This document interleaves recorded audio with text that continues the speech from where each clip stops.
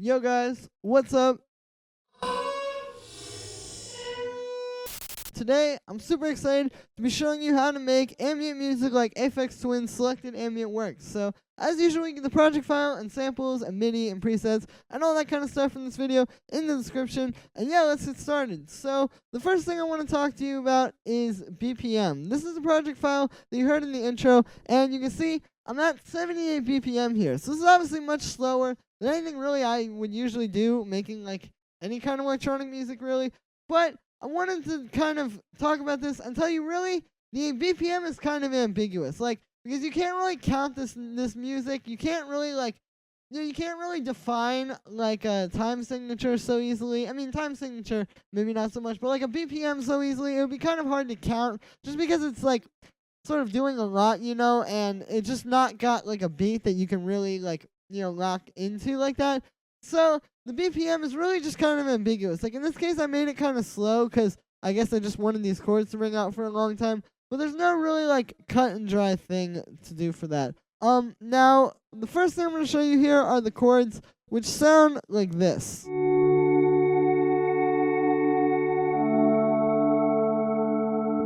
We've got two layers. We've got this one, which is sort of like the high end, and then this one, which is more of like the mid-range to like low end. So I'll show you the notes first, or the chords. Basically what we got going on is we have this little pattern here. Let me turn off the reverb so I can show it to you. But the way that I wrote this was I started with the root notes and just kind of built out from there. So you can see we have these 4 simple root notes in this pattern, just this one.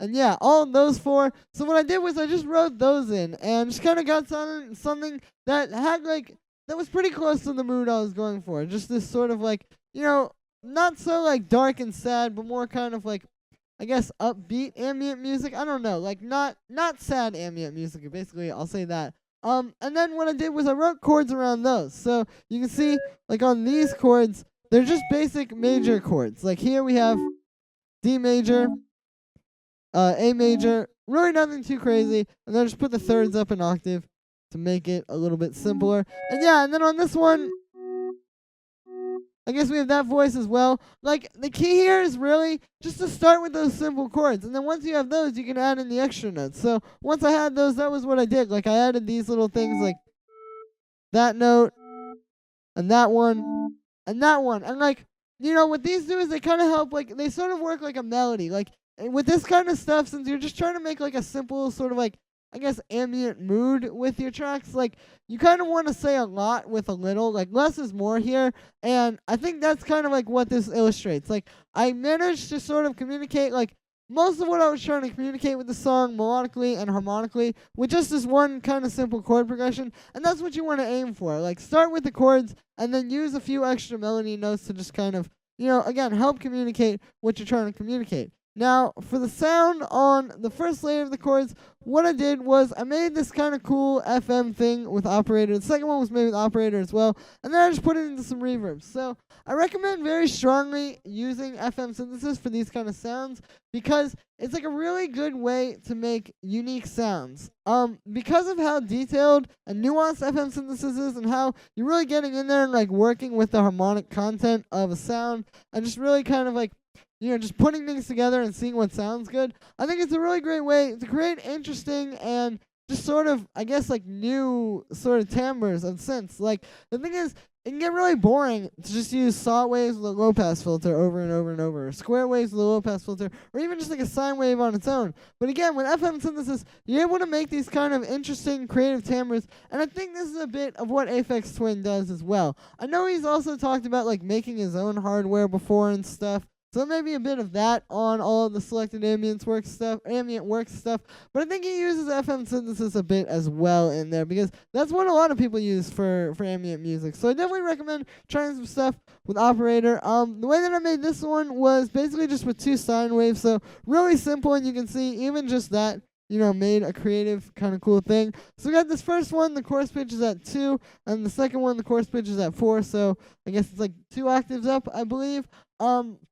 And then, yeah, that's just a sine wave. First one's a sine wave as well. I have the level set there. And then that's pretty much it for inside of operator. So then after that, I just have that going into this pretty big reverb. You can see I set the quality to high. I've got the dry wet up a bit, and we turn the decay time up, so it's a party.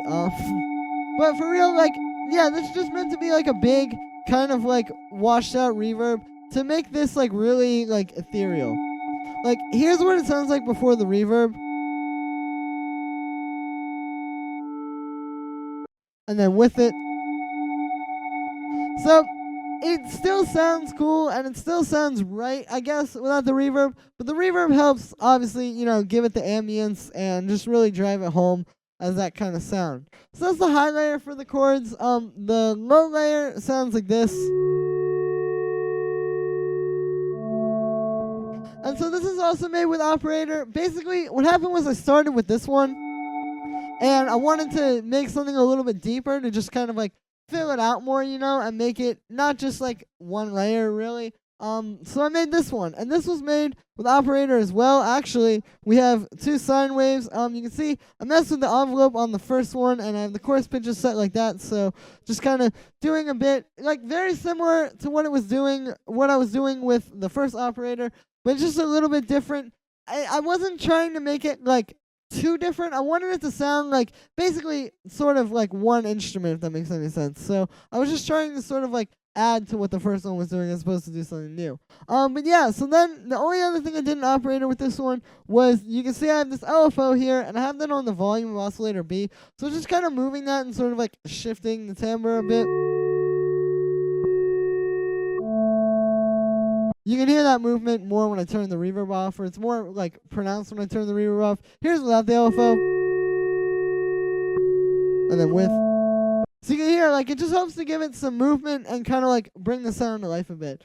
And then after that, I just have a bit of reverb. You can see I set it like this. The reverb on this one's a little bit different than the first one. I turned off all the input processing and the early reflections and the diffusion and the chorus to just kind of make it like a more pure, simple kind of reverb, I guess. And then I have the dry wet up pretty high at 78%. And then I have the decay time up a bit as well. So this one's really, again, just sort of like accentuating what the high one is doing and helping to really make it sound a lot more full. That's the key here, is just knowing how to layer things to still sort of sound focused. And this next layer I'm going to show you is really going to help illustrate this as well. But this is something like I really think Aphex Twin nailed with all of his ambient music. Like, he's really good at making just sort of like one cohesive thing. Like, it's very easy when you're making ambient music to try and make like some kind of full orchestra type thing where it's just like all, and I'm not even saying like, orchestra music, but like something where it's like a million different things going on and it can be kind of complicated, or even just something where it's just like things that aren't really like communicating the same message. But with this, by just kind of having like simple layers that add up to make something really big that's very focused and very much trying to say the same thing, I think, yeah, it just really helps to make it less like out of control and more just kind of like straightforward and really in that same kind of vibe like Aphex Twin was on with a lot of his ambient music. So then the next layer here is this string, which sounds like this.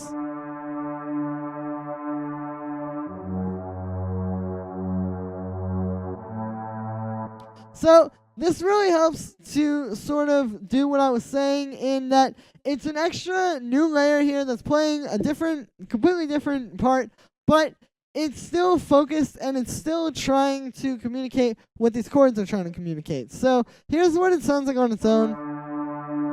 And then if I play it with the chords.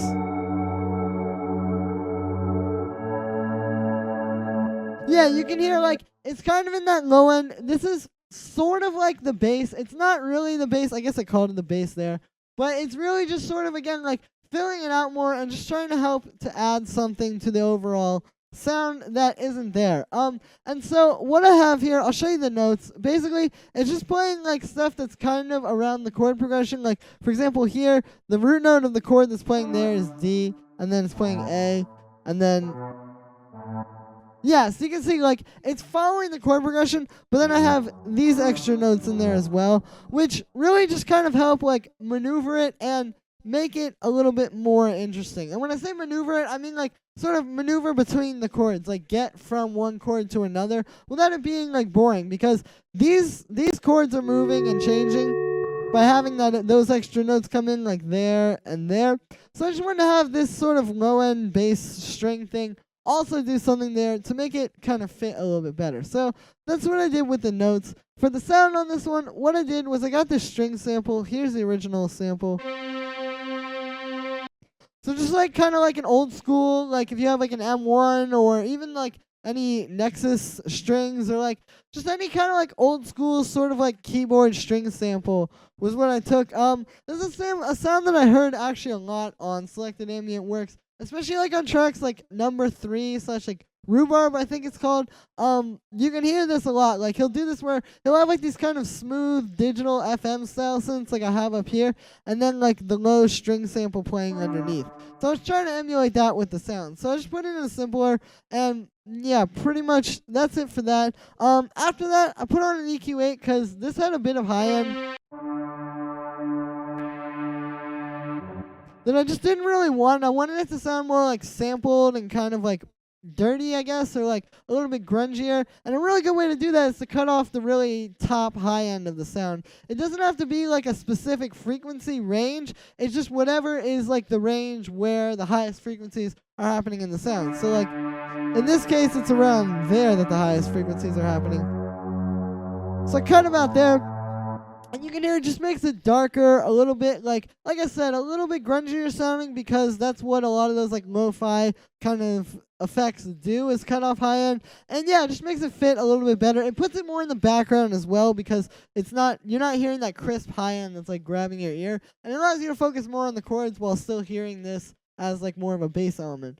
So then after that, I just have a reverb, and that's really it for that sound. This one is more about just kind of accentuating what's going on with the chords and just adding a little bit of depth to the sound. Now, the last thing that I want to talk about here is master processing, and more specifically, master stereo imaging. So on here, I have the Haas effect. If you don't know what the Haas effect is, I'll explain it quickly. Basically, you take your sound and you split it into the left and the right signal, and then you push one of them forward ever so slightly. So, for example, here I use the right signal. So if this is the right signal, you just push it forward like that. So it's happening slightly after the left ear signal. And what this does is it creates this illusion in your brain where essentially, it sounds like you're hearing two different things, but really they're so close, and so close sonically as well as in time, that it just creates this big stereo image because each ear is processing something different. And so the way that I accomplish this here was just by putting a simple delay in this little audio effect rack here. I've got 2 chains, and yeah, one of them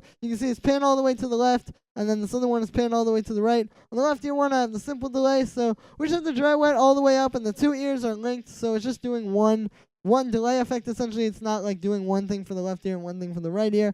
And then I have the time set like that, so it's not synced. It's just really short. You usually want anything between like 10 to 50 milliseconds or so to get the Haas effect. And what this does is it just kind of makes everything sound a lot nicer and a lot bigger and more stereo. If I turn this off,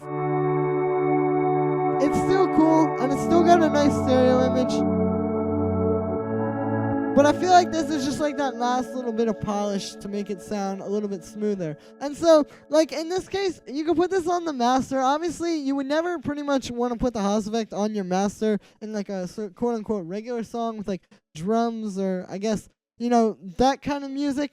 But in this case, you can put it on the master because these are all just kind of like ambient sounds, and yeah, there's really no problem with having them be stereo. It's not like percussion where it can get kind of weird and like kind of delayed. So that's pretty much it for that one. I just want to show you guys some techniques that I picked up on by listening to Aphex Twin's ambient stuff. I've gotten a bunch of requests for this one, so I figured it was about time. And yeah, so that's going to be it for today, guys. Make sure to let me know what you think in this video in the comments, and make sure to like this video as well as subscribe. You can check out my social media as well as my sample packs, which are on the screen right now. You can get the project file and samples from this video in the description, so make sure to pick that up. And yeah, thank you again, everybody, and I will see you tomorrow with another tutorial.